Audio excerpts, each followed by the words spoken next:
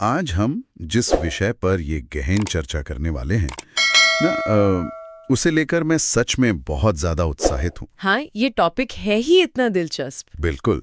आज हमारे पास जो स्रोत सामग्री है, जो ऐतिहासिक दस्तावेज हैं, वे हमें एक तरह से समय मशीन में बिठाकर हजारों साल पीछे ले जाने वाले हैं। एकदम सही कहा आपने। तो आज का हमारा जो मिशन है वो बहुत ही स्पष्ट है और बेहद रोमांचक भी। हम ये समझने की कोशिश करेंगे कि प्राचीन भारत के इतने विस्तृत और जटिल इतिहास को, जो कि बहुत समृद्ध भी है। हाँ, समृद्ध इतिहास को हम आज इतनी स्पष्टता के साथ आखिर कैसे जानते हैं। मतलब क्या ये सब केवल खंडरों से या खुदाई में मिले पुराने सिक्कों से पता चला है, या फिर पत्थरों पर लिखे गए बड़े बड़े शिलालेखों से? बिल्कुल। क्या सिर्फ इन्हीं से पता चला है? तो जवाब है बिल्कुल नहीं। पत्थरों पर उकेरी गई लिपियों के अलावा भी एक एक पूरी की पूरी दुनिया है, जिसने हमारे अतीत को बहुत ही सलीके से सहेज कर रखा है। सही कहा। ठीक है, आइए इस पूरी बात को थोड़ा विस्तार से समझते हैं। अगर हम प्राचीन इतिहास को गहराई से जानना चाहते हैं तो इसके मुख्य रूप से दो बहुत बड़े स्रोत हैं। पहला है हमारा साहित्यिक साक्ष्य, जिसमें धार्मिक किताबें और धर्मनिरपेक्ष यानी सेक्युलर साहित्य दोनों शामिल हैं। हाँ। और दूसरा स्रोत है उन विदेशियों के यात्रा वृत्तांत जो हजारों मील का खतरनाक सफर तय करके भारत आए थे। बिल्कुल। और इतिहास को देखने का ये जो नजरिया है ना, वो बहुत ही ज्यादा महत्वपूर्ण है। अक्सर लोग सोचते हैं कि इतिहास केवल तारीखों को याद करने का विषय है, उबाऊ सा विषय। हाँ, बड़े बड़े युद्धों और राजवंशों के उत्थान पतन का एक उबाऊ पुलिंदा है। लेकिन असल में ऐसा नहीं है। इसे एक विशाल पहेली की तरह देखना चाहिए, एक पजल की तरह। हाँ, एक ऐसा पजल जिसके अलग अलग टुकड़ों को बड़ी बारीकी से जोड़ा गया है। यहाँ जो बात सबसे दिलचस्प है वो ये है कि इतिहास के इन साक्ष्यों में हमें केवल उस समय की राजनीति या राजा महाराजाओं के आलीशान जीवन की झलक ही नहीं मिलती, बल्कि इन पन्नों के बीच आम लोगों की सामाजिक स्थिति देखने को मिलती है। उनकी आर्थिक व्यवस्था, बिल्कुल, वे क्या खाते थे, कैसे कपड़े पहनते थे और उनकी रोजमर्रा की जिंदगी की असली जद्दोजहद क्या थी। ये बहुत ही शानदार नजरिया है, एक विशाल पहेली। तो चलिए बिना देर के इस पहेली के पहले बड़े हिस्से की तरफ बढ़ते हैं, जो है धार्मिक साहित्य। जी, धार्मिक साहित्य। जब हम धार्मिक साहित्य की बात करते हैं तो दिमाग में सबसे पहले वेद, मंत्र और पूजा पाठ ही आते हैं। स्वाभाविक है। मैंने हमेशा सोचा था कि ये सिर्फ ईश्वर की स्तुति की किताबें हैं, लेकिन हमारी स्रोत सामग्री कुछ और ही इशारा कर रही है। ये ग्रंथ उस समय के समाज का सबसे बड़ा दर्पण कैसे बन गए? यही तो इस विषय की सबसे बड़ी खूबसूरती है। शुरुआत करते हैं हमारे सबसे प्राचीन ग्रंथों से, यानी वेदों से। ऋग्वेद, यजुर्वेद, सामवेद और अथर्ववेद। एकदम सही। अब अगर हम इन्हें ऐतिहासिक चश्मे से देखें तो हर वेद अपने आप में एक अलग ही दुनिया समेटे हुए है। ऋग्वेद मुख्य रूप से ऋचाओं या श्लोकों का एक विशाल संग्रह है, जो शुरुआती वैदिक काल के बारे में बताता है। हाँ, लोगों की सोच और देवताओं के बारे में। यजुर्वेद की बात करें तो वो पूरी तरह से कर्मकांड और यज्ञ के अनुष्ठानों पर आधारित है, मतलब नियम और प्रक्रियाएं। बिल्कुल। लेकिन इन सब में मुझे सामवेद और अथर्ववेद के तथ्य सबसे ज्यादा हैरान करने वाले लगे। अच्छा? हाँ, सामवेद में संगीत का सबसे पहला साक्ष्य मिलता है। मतलब ये केवल श्लोकों का संग्रह नहीं है, बल्कि गीति रूप मंत्रों का खजाना है। क्या हम कह सकते हैं कि भारतीय शास्त्रीय संगीत की जड़ें यहीं से शुरू होती हैं? बिल्कुल सही कहा आपने। सामवेद सच में भारतीय संगीत का मूल है। और अथर्ववेद, वो तो पूरी तरह से तंत्र मंत्र और जादुई विद्याओं की बात करता है, और रोजमर्रा की बीमारियों के इलाज की भी। अथर्ववेद की खासियत ही यही है कि ये सीधे आम इंसान की जिंदगी से जुड़ा है। राजाओं की बातें कम है इसमें, बहुत कम। इसमें एक आम इंसान के डर, उसकी बीमारियां, बुरी नजर से बचने के टोटके और यहाँ तक कि कृषि से जुड़ी समस्याएं ज्यादा हैं। एक तरह से उस समय का सर्वाइवल गाइड था ये। बेहतरीन शब्द इस्तेमाल किया आपने, सर्वाइवल गाइड। ये बताता है कि जमीनी स्तर पर लोग किन चीजों से जूझ रहे थे, और बात केवल वेदों तक ही सीमित नहीं रहती। वेदांग भी तो है। हाँ, वेदों के इस गूढ़ ज्ञान को समझने के लिए जिन कुंजियों का निर्माण किया गया उन्हें वेदांग कहा गया। शिक्षा, कल्प, ज्योतिष, व्याकरण, निरुक्त और छंद, ये 6 वेदांग। जी, ये सब मिलकर वेदों के सही उच्चारण और अर्थ को समझाते हैं। अच्छा, तो वेदांग एक तरह से वेदों को डिकोड करने वाले टूल थे। और मैंने ये भी पढ़ा है कि उस समय समाज को चलाने के लिए कुछ सूत्र भी लिखे गए थे। श्रौत सूत्र, गृह सूत्र और धर्म सूत्र। हाँ, क्या ये आज के दौर के संविधान या नियम पुस्तिकाओं की तरह काम करते थे? एकदम सही समझा। इन्हें हम उस समय के समाज की नियम पुस्तिका या रूल बुक ही कह सकते हैं। थोड़ा विस्तार से बताइए। देखिए, श्रौत सूत्र बड़े बड़े यज्ञों और सार्वजनिक अनुष्ठानों के नियम बताते थे, लेकिन गृह सूत्र बहुत ही निजी था। आम इंसान के लिए? हाँ, इसमें एक आम इंसान के लौकिक और पारलौकिक कर्तव्यों का वर्णन है, जन्म लेने से लेकर विवाह और मृत्यु तक के संस्कार। और धर्मसूत्र? उसमें व्यक्ति के धार्मिक, सामाजिक और राजनीतिक कर्तव्यों का उल्लेख मिलता है। समाज को सुचारू रूप से चलाने के लिए क्या नियम तय किए गए थे, ये सब धर्मसूत्र में है। यहाँ आकर ये विषय वाकई बहुत ज्यादा रोचक हो जाता है। कैसे? कि जब हम इन धार्मिक किताबों को पढ़ते हैं तो वे केवल आत्मा या परलोक की ही बात नहीं कर रही हैं। उनके भीतर उस समय के असली समाज की, कानूनों की धड़कन सुनाई देती है। बिल्कुल सही। इसी कड़ी में बौद्ध और जैन ग्रंथों का योगदान तो और भी ज्यादा चौंकाने वाला है। हाँ, बहुत महत्वपूर्ण योगदान है। हमारी स्रोत सामग्री इशारा करती है कि बौद्ध और जैन साहित्य से हमें तत्कालीन सामाजिक और आर्थिक परिस्थितियों का गहरा ज्ञान मिलता है। क्या आप जातक कथाओं का उदाहरण देकर इसे समझा सकती हैं? जरूर। जातक कथाएं असल में भगवान बुद्ध और बोधिसत्वों के पूर्व जन्म की कहानियां हैं। Moral stories. ऊपर से देखने पर हाँ, ये नैतिक कहानियां ही लगेंगी। लेकिन इतिहासकार इन्हें कैसे पढ़ते हैं? बैकग्राउंड पर ध्यान देकर। बिल्कुल। वो देखते हैं कि कहानियों के बैकग्राउंड में क्या चल रहा है। व्यापारी लंबी यात्राओं पर जा रहे हैं, नगरों में व्यापार हो रहा है, सिक्कों का लेन देन हो रहा है, ठग लोगों को लूट रहे हैं। हाँ, यानी बुद्ध के उपदेशों के बहाने हमें उस समय के व्यापार, नगरों और आम जनजीवन का एक शानदार स्नैपशॉट मिल जाता है। और त्रिपिटक भी है? जी, बौद्ध ग्रंथों में त्रिपिटक और कथा वस्तु का स्थान बहुत प्रमुख है। और मैंने देखा कि कुछ बौद्ध ग्रंथों से तो सीधे सीधे राजनीतिक इतिहास का पता चलता है, जैसे कि दीपवंश और महावंश। हाँ, जो मौर्यकालीन भारत की जानकारी देते हैं। लेकिन इन सब में एक किताब ने मुझे बहुत हैरान किया, नागसेन द्वारा रचित मिलिंद पन्हो। अरे वाह, बहुत दिलचस्प ग्रंथ है ये। यह नाम सुनने में कुछ अलग लगता है। क्या इसके पीछे कोई खास कहानी है? मिलिंद पन्हो सच में एक अद्भुत ग्रंथ है। इसका अर्थ है मिलिंद के प्रश्न। मिलिंद कौन था? मिलिंद असल में हिंद यवन शासक मिनांडर था। यूनानी शासक? हाँ, सोचिए, सिकंदर के बाद जो यूनानी शासक यहाँ रह गए थे, उनमें से एक राजा मिनांडर बौद्ध भिक्षु नागसेन के साथ बैठकर जीवन, मृत्यु और ब्रह्मांड के दर्शन पर बहस कर रहा है। कमाल है। मतलब दो अलग संस्कृतियों का ये क्रॉसओवर किसी ब्लॉकबस्टर फिल्म से कम नहीं है। बिल्कुल। इतिहास के लिए ये किसी खजाने से कम नहीं है, क्योंकि ये यूनानी और भारतीय सभ्यताओं के टकराने और घुलने मिलने का ऐतिहासिक साक्ष्य है। और जैन साहित्य की भी तो अपनी एक अलग ही ऐतिहासिक अहमियत है। हाँ, जैन साहित्य को आगम कहा जाता है। हमारी जानकारी के अनुसार इन जैन आगमों को वर्तमान स्वरूप 512 ईस्वी में वल्लभी में दिया गया था। जी, एक विशाल जैन संगीति में। इनमें परिशिष्ट पर्वन, भद्रबाहुचरित और कल्पसूत्र जैसे नाम आते हैं। लेकिन जिस ग्रंथ ने मेरा सबसे ज्यादा ध्यान खींचा वो है भगवती सूत्र।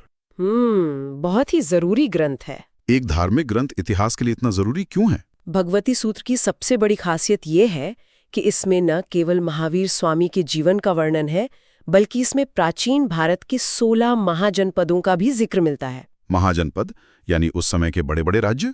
हाँ, आप इन्हें उस दौर के सुपर पावर्स कह सकते हैं, जैसे मगध, कोसल, अवंती। तो धर्म और समाज आपस में गुंथे हुए थे? बिल्कुल।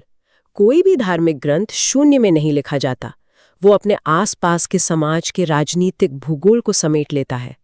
इसीलिए यह हमें उस समय का पॉलिटिकल मैप दे रहा है। ये सच में दिमाग को झकझोर देने वाला है। चलिए अब धार्मिक साहित्य से थोड़ा आगे बढ़ते हैं और इस पहेली के दूसरे हिस्से की बात करते हैं, धर्मनिरपेक्ष साहित्य यानी सेक्युलर लिटरेचर। हाँ, ऐसी किताबें जो सीधे तौर पर धर्म या पूजा पाठ से जुड़ी नहीं थी। जैसे व्याकरण की किताब है, राजनीति के ग्रंथ और नाटक। मुझे सबसे ज्यादा उलझन व्याकरण की किताबों को लेकर है। व्याकरण तो भाषा के नियमों का एक नीरस विषय माना जाता है ना। हाँ, संज्ञा, सर्वनाम, क्रिया, इससे भला कोई इतिहास कैसे जान सकता है? हाँ, यही तो प्राचीन भारतीय लेखकों की जीनियस सोच थी। पाणिनि द्वारा रचित अष्टाध्यायी को ही ले लीजिए, संस्कृत व्याकरण का पहला बड़ा ग्रंथ। जी, अब जब पाणिनि भाषा के नियम समझा रहे थे तो उन्हें उदाहरण देने थे।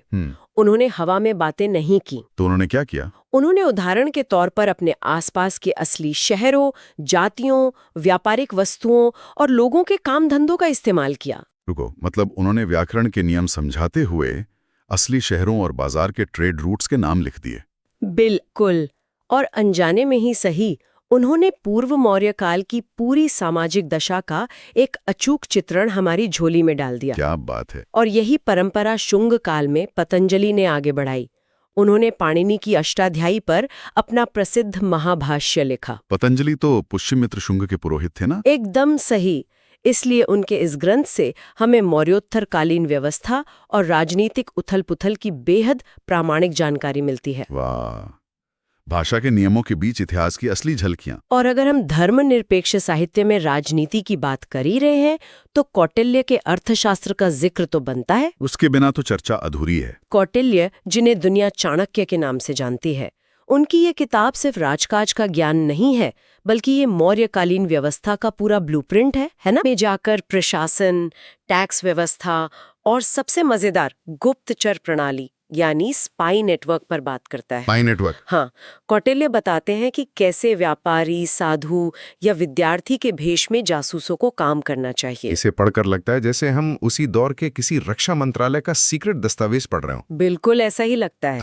और इतिहास लेखन की बात हो तो एक और नाम जो मुझे याद आ रहा है वो है कल्हण। कल्हण की राजतरंगिणी। जी, मैंने पढ़ा है कि ये इतिहास लिखने का पहला बहुत ही साइंटिफिक तरीका था। एकदम। संस्कृत भाषा में ऐतिहासिक घटनाओं को क्रमबद्ध तरीके से यानी क्रोनोलॉजिकल ऑर्डर में लिखने का पहला गंभीर प्रयास कल्हण ने ही किया था। इसमें कश्मीर का इतिहास है ना? हाँ, कश्मीर के इतिहास का अत्यंत विस्तृत और सिलसिलेवार वर्णन ये साबित करता है कि उस समय केवल मिथक नहीं गढ़े जा रहे थे, बल्कि कठोर ऐतिहासिक तथ्य भी दर्ज किए जा रहे थे। और इन बड़े ग्रंथों के अलावा भी उस दौर में साहित्य की एक पूरी बाढ़ आई हुई थी। सोमदेव की कथा सरित सागर, बाणभट्ट की हर्षचरित, दंडी की दशकुमार चरित भी जी, और जयानक की पृथ्वीराज विजय।